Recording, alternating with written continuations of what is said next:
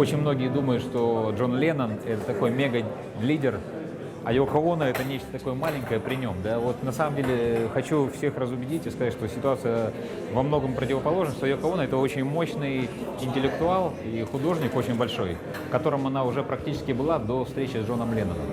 И поэтому влияние Йоко Оно на Джона Леннона мы можем заметить, в том числе и по поэзии, и по музыке, которую он начал писать после того, как с ней встретился.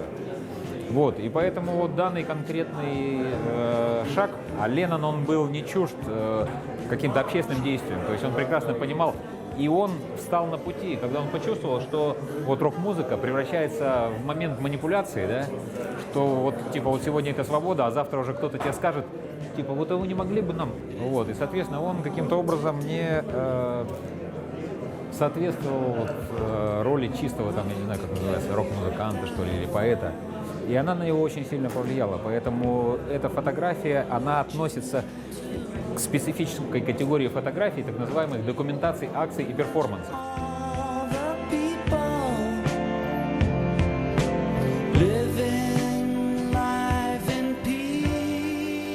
Когда я была тинейджером, я с родителями уехала в Крым.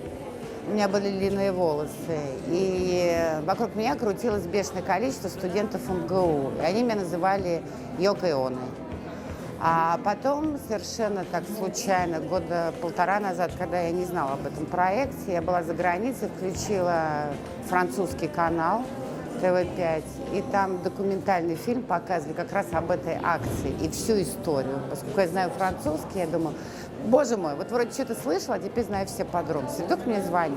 То есть для меня это способ с помощью некого проекта современного искусства и фотографии соединить прошлое, настоящее и послать сигнал в будущее, что хорошо бы уметь любить, быть свободным и ничего не бояться.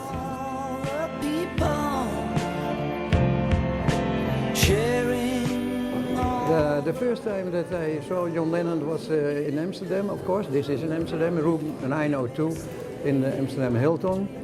And I saw him in the beginning of Amsterdam. I go with a car, his car. It was a very white Rolls Royce, beautiful.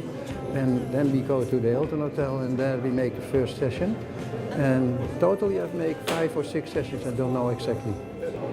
Now I think you must see this exhibition because it was a very important,